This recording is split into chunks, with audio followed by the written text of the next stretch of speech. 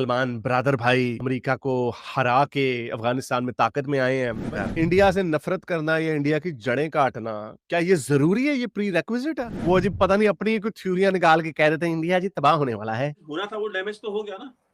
दुनिया में ये चीज स्टैब्लिश हो गई कि पाकिस्तान का फौजी जब बाहर जाता है तो उसको रिस्पेक्ट नहीं मिलती, उसको गालियां मिलती हैं।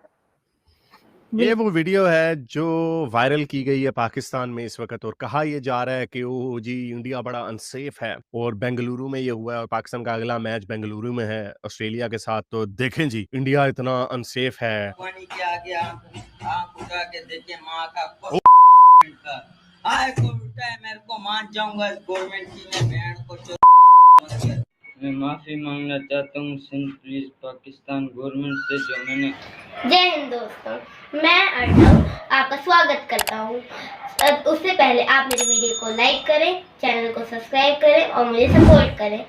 आप लोग जानते हैं कि इस वक्त फलस्तीन और इसराइल का जो तनाज़ा चल रहा है, पाकिस्तानी इस वक्त दुनिया के सबसे बड़े ह्यूमनिस्ट बने हुए हैं। पाकिस्तानियों से बड़ा इस वक्त कोई इंसानी हमदर्दी रखने वाला कोई हो नहीं सकता। उसकी वजह ये है कि जब इनके अपने मुसलमानों के साथ कुछ होता है तो इनको सारी इंसानी हमदर्दी याद आ जाती है, लेकिन जब ये औरों के साथ करते हैं तो इनको कुछ नहीं नजर आता। अभी हर जगह पे पाकिस्तानी मुसलमान जो है उनको तंग हरास करके रखते हैं कि इस्लाम कबूल कर लो, इस्लाम कबूल कर लो। तब इनको कोई इंसानियत याद नहीं होती, लोगों के कल्चर की कोई इज्जत नहीं करते, लोगों को मजहबों को गालियां देते हैं, और अपने मजहब पे कोई भी बात आए तो सरतन से जुदा कर देते हैं। लेकिन ये सिर्फ नॉन मुस्लिम्स तक की नहीं, जब अपने ऊपर बात आती है तो ये अपने मुसलमान भाइयों को भी ट्रक के नीचे फेंक देते हैं। की वजह मैं जी हाँ, ये वो वीडियो है जो वायरल की गई है पाकिस्तान में इस वक्त, और कहा यह जा रहा है कि ओ जी इंडिया बड़ा अनसेफ है, और बेंगलुरु में ये हुआ है, और पाकिस्तान का अगला मैच बेंगलुरु में है ऑस्ट्रेलिया के साथ। तो देखें जी, इंडिया इतना अनसेफ है। हमें भी यही कहा जाता है कि पाकिस्तान बड़ा अनसेफ है तो यहाँ पर कोई खेलने नहीं आता, तो इंडिया में हम क्यों खेल रहे हैं? बॉयकॉट कर दो, फिर बॉयकॉट करोगे तो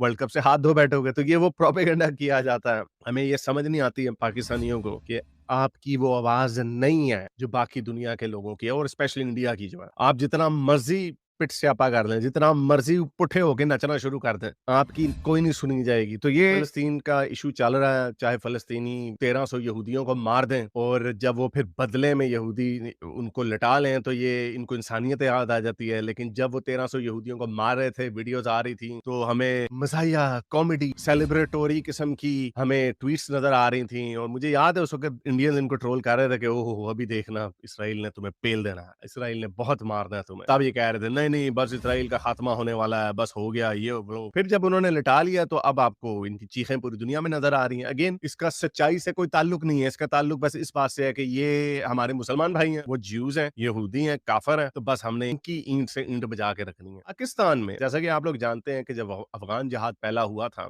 सोवियत इन्वेजन हुई थी, तो बहुत सारे अफगानी रेफ्यूजीज पाकिस्तान में आके उन्होंने पड़ाव डाल लिया। हर कंट्री जो यूएन का सिग्नेटरी है उनके ऊपर इस चीज की ऑब्लिगेशन है कि अगर कोई रेफ्यूजी इनके पास आए तो इन्हें ये उसे वापस नहीं मोड़ सकते। लेकिन इनके पास डबल इंसेंटिव था कि अमेरिका का असला भी आना था, अमेरिका के डॉलर्स भी आने थे, तो चले अफगानी आ रहे हैं, मुसलमान भाई हैं, इनको अपनी जगह पे जगह दे देते हैं। लेकिन इमरान खान साहब चाहते थे कि वो उनकी गवर्नमेंट बना के भी दें और चला के भी दें। जो गए थे वहां पे और होटल में चाय पीते हुए और फोटो खिंचा रहे थे और फ्लॉन्ट कर रहे थे कि देखो मैंने कितना बड़ा, मैं 007 हूँ और मैंने आकर के यहाँ पे कितना बढ़िया सिस्टम, चलता फिरता एक सिस्टम मैंने गिरा दिया है, और ये लोग आएंगे और यहाँ पे अब शरीयत होगी और इस्लाम का जो है किला। अभी तक पाकिस्तान बन रहा था, अब अफगानिस्तान तो बना ही देते हैं, पाकिस्तान भी बनेगा एक दिन। तो जो आवाम है, वो आवाम आपसे क्यों नहीं नफरत करेगी, वो क्यों नहीं गालियां देगी जनरल बाजवा को? बिकॉज आर्मी चीफ तो जनरल बाजवा थे ना। इतने लोग मरे हैं वहां पे, उसके बाद आईसिस के नाम पे, कि दाइश के नाम पे, कि क्योंकि तालिबान को दाइश एक बहुत बड़ा थ्रेट दिख रहा था जो उनके खिलाफ लड़ सकता था। दाइश के नाम पे लोगों ने मुखबिरियां कर करके अपने ओपोनेंट्स को मरवाया कि हाँ ये दाइश का सिंपथाइजर है। सैकड़ों हजारों की तादाद में लोगों को गोलियां मारी हैं तालिबान ने आने के बाद, और सिर्फ इस बिना पर कि ये दाइश के हैं या ये दाइश के प्रति ये इनके अंदर कोई सिंपैथी है, ये या उनसे मिले हो सकते हैं। तो लोग सफर कर रहे हैं, वहां पे हर चीज की शॉर्टेज रही है, आपने देखा है लोग वहां से भागने के लिए जहाजों से गिरे हैं। तो ये जो सारा जो इम्बैलेंस आया पाकिस्तान अफगानिस्तान में, और वो जो सारे लोगों की बददुआएं, वो तो कहीं ना कहीं किसी न किसी को तो लगेंगी ना। तो पाकिस्तान को लग रही 50-60 साल में जो रोल रहा है पाकिस्तान का और आईएसआई का अफगानिस्तान में, वो किस तरीके का रहा है। और उसका जो सफर किया है लोगों ने, वो सारा का सारा पाकिस्तान के ही तो खाते हैं, किसे खाते जाएगा? तालिबान जब अफगानिस्तान से भागे तो कहाँ रहते थे? क्वेटा शूरा और पेशावर शूरा कहाँ पे थे? ये सही। जो वहां पे जो बॉम्ब ब्लास्ट होते थे उनमें क्या सिर्फ अमरीकी मरते थे? अफगान नहीं मरते थे? अमरीकी तो मरे ही कुछ नहीं है। 2,500 या 3,000 अमरीकी मरे पिछले 20 साल में वहां अफगानिस्तान में। बाकी जो मरने वाले सारे अफगान थे ना। तो वो अफगानों ने सफर नहीं किया ये भाई। वो तो तालिबान क्या है, वो तालिबान को मानते हैं कि भाई ये तालिबान तो आईएसआई का एक विंग है। आप लोग अक्सर मैं देखता हूँ बोलते हैं हमने अफगानों को अपने यहाँ पे रेफ्यूज दिया और हमने इतने अफगान। तो भाई आप रेफ्यूज नहीं देंगे तो कौन देगा? वहां पे जो ये सारा का सारा जो पूरा मेस है वो आपका फैलाया हुआ है, तो वो रिफ्यूज उनको कोई उज्बेकिस्तान या कजाकिस्तान ने देना है। तो और आप तो वहां पे एक कहते थे ना कि आप तो स्ट्रेटेजिक डेप्थ ढूंढने गए थे। स्ट्रेटेजिक डेप्थ ढूंढते ढूंढते अफगानियों ने आपके यहाँ स्ट्रेटेजिक डेप्थ बना ली। कराची जो सबसे बड़ी पश्तून सिटी बन गई पूरी दुनिया की। मतलब जितने पश्तून कराची में रहते हैं उतने काबुल और पेशावर में नहीं रहते। तो वो जो स्ट्रेटेजिक डेप्थ आप बनाने गए थे वो उन्होंने बना ली आपके यहाँ पे। अब आप उनसे मुज़ाकरात करते। अच्छा फिर देखिए टीटीपी जिनके खिलाफ जिहाद लड़ना था, उनको ला करके वापस फाटा में किसने बसाया? जनरल फैज ने बसाया। कौन प्राइम मिनिस्टर था उस समय? इमरान खान प्राइम मिनिस्टर थे। इमरान खान ने ऑब्जेक्ट किया, उन्होंने स्टैंड लिया कि आप क्यों टीटीपी वालों को लाके। अच्छा वही टीटीपी वाले अब आपके यहाँ पे कभी कराची के पुलिस हेडक्वार्टर पे कब्जा कर लेते हैं, कभी मर्दान में कब्जा कर लेते हैं, कभी इस्लामाबाद में बॉम्ब ब्लास्ट करते हैं, कभी कहीं बॉम्ब ब्लास्ट करते हैं। तो इन चीजों के लिए आप कब ट्राई करेंगे? मैं आपको आज कहता हूँ सबसे बड़ी जो पाकिस्तान की बदनसीबी है वो यही है कि ये जो डील्स कट करने की आदतें हैं पॉलिटिशियंस की, हिसाब कभी नहीं करते। हमदुर रहमान कमीशन से लेकर के आज तक किसी भी फौजी का आपने हिसाब नहीं किया, उनका एहतसाब नहीं किया। आज मरियम नवाज भी जब एहतसाब की बात करती है, जनरल फैज के एहतसाब की बात करती है, जनरल बाजवा के एहतसाब की बात नहीं करती।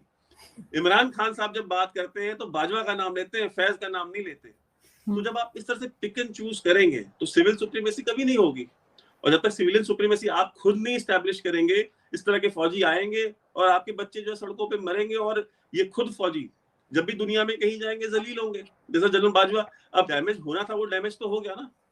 दुनिया में ये चीज स्टैब्लिश हो गई कि पाकिस्तान का जो फौजी जब बाहर जाता है तो उसको रिस्पेक्ट नहीं मिलती, उसको गालियां मिलती हैं। लोग अपने ऊपर जब इनके ऊपर हमले होते हैं तो ये कहते हैं लिटा दो। जैसे साउथ वजीरिस्तान में उन्होंने मारे तो इन्होंने कहा लिटा दो। जैसे एपीएस का सानिया हुआ तो इन्होंने कहा लिटा दो, हमें नहीं फर्क पड़ता मुसलमान है या नहीं है, मार दो इनको, जो मर्जी हो जाए, जो रास्ते में पेल दो। F-16 से इन्होंने बम गिराया मुसलमान भाइयों के ऊपर, अपने पाकिस्तानी कबायली मुसलमानों के ऊपर। तब ये इंसानियत भूल जाते हैं। लेकिन जब यहूदी करें उसी तरह के जवाब तो वो इनसे बड़ा इंसानियत पसंद कोई। इंसल्ट करने के ऊपर उसको इतना हैवी हैंडेड रिस्पॉन्स दे रहे हैं कि हाँ भाई अच्छा चुप के रखो इनको, मारो पेलो मारो इन। लेकिन जब इसराइल ये काम करता तो तब इनको इंसानियत याद आ जाती। सुनिए जरा। अफगानियों को पकड़ रहा है, इसका माँ का खुद गवर्नमेंट और पुलिस में जो अफगानी के आगे आंख उठा के देखे माँ का खुद का आए को उठा है, मेरे को मान जाऊंगा इस गवर्नमेंट की मैं बहन को।